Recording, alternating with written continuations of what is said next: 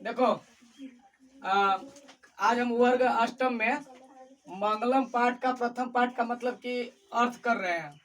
भावार्थ के साथ समझने की कोशिश करेंगे। दो पद है। पहला पद है वो जो है से ऋग्वेद से लिया गया है और दूसरा पद जो है वो तैत्तिरीय उपनिषद से लिया गया है।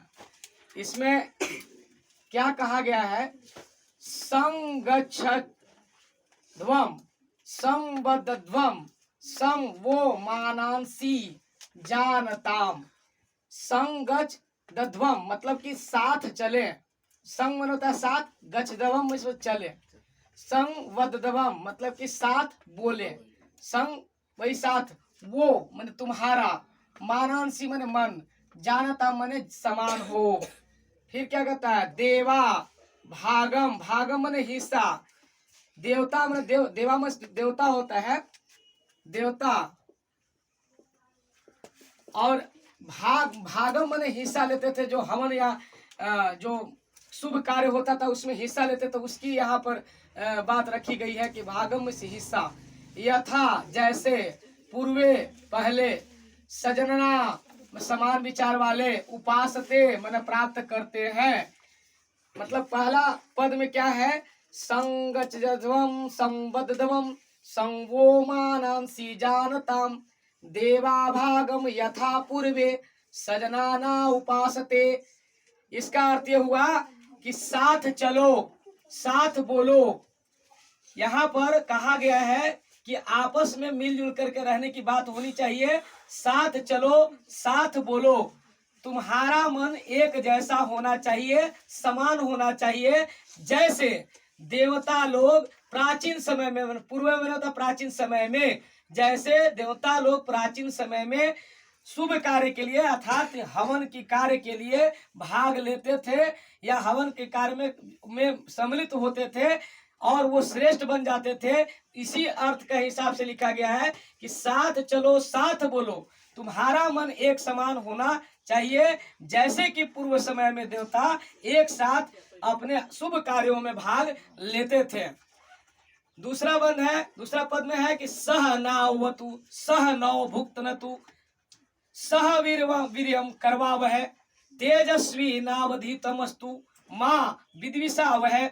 सह मने साथ, नावतु मतलब ना मन होता है, नौ मने यहाँ नौ शब्द है, नौ वतु अवतु, अवतु मने रक्षा करे, नौ मने हम दोनों, सह मने साथ, फिर नौ वही हम दोनों, भूख में तू मने खाए, सह मने साथ, वीर्यम मने पराक्रम मने कोई मने परिश्रम या परिक्रम पराक्रम, करवा वह मने करने वाले, तेजस्वी मने बढ़ने वाला, नौ अविधतम अस्तु मने एक साथ अध्ययन करे, माँ मने नहीं, विदिशा वह मने झगड़ा करे। यहाँ भी वही बात कही गई है कि हम सब एक साथ, हम सबों को एक साथ रक्षा करे, हम लोग एक साथ भोजन करे, एक साथ क्या करे? परिक्रम, जो पराक्रम है एक तरह मतलब परिश्रम, वो हम लोग एक साथ परिश्रम करें ताकि क्या हो जाए?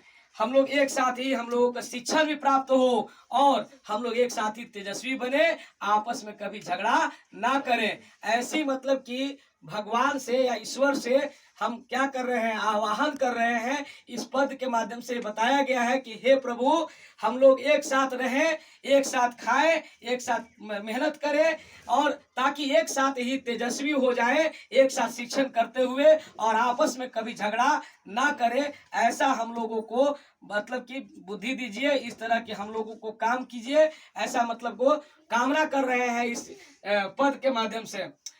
एक बार और अच्छा से इसको देख लेते हैं। संगच्छध्वम संबद्धध्वम सम ओ मानांसी जानताम। साथ चलो, साथ बोलो, तुम्हारा मन समान हो। जैसे प्राचीन समय में देवता एक साथ हविष का भाग ग्रहण करते थे। सह नावतु सह नौ भुक्तनतु सह वीर्यम करवा वह तेजस्वी नावधिम तमस्तु माँ विदिशा वह। हम सब की रक्षा करे, एक साथ खाए, परिश्रमी बने, एक साथ शिक्षण प्राप्त करे, तेजस्वी बने, कभी आपस में झगड़ा ना करे। हे प्रभु, हमारी यही कामना है। यही इस बंद में कहा गया है जी। तो यहाँ हम लोग को समझने की जरूरत है कि मंगलम का मतलब शुभ कार्य है ना, और शुभ कार्य के लिए हम लोग कुछ अच्छा कामना करते हैं ईश्वर से, और इसी कामना के उद्देश्य से ये 2 पद जो है अष्टम कक्षा में प्रथम पाठ में मतलब कि दिया गया है।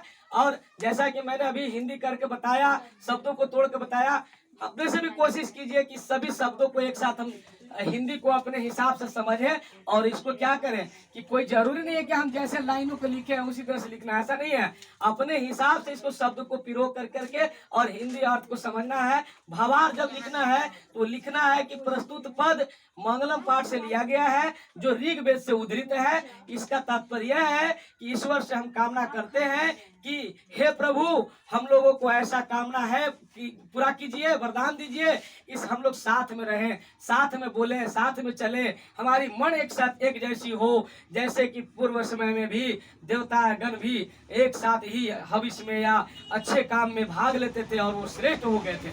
हम लोगों को भी ऐसा, हम लोगों को भी वरदान दे, ऐसा हम लोगों की भी कामना को पूरा करे। दूसरी पद में भी वही, दूसरी पद में है कि प्रस्तुत पद मंगलम पाठ से लिया गया है, तैत्तिरीय उपनिषद से है। इसका तात्पर्य भी यही है कि हम सबों की भगवान एक साथ रक्षा करे, हम लोग को ऐसा वरदान दे, ऐसा हम लोगों का अपना पूरा करे कि हम लोग एक साथ खाए, एक साथ परिश्रम करें, एक साथ पढ़े लिखे, है ना, एक साथ हम लोगों को तेजस्वी बनाइए, हम लोग को कभी आपस में लड़ाई झगड़ा करने लायक मत बनाइए। ऐसा आपको अपने शब्दों में इसको भावार्थ को लिखना है, समझा रहा है। और फिर प्रश्न उत्तर की बात हम लोग करेंगे, है ना।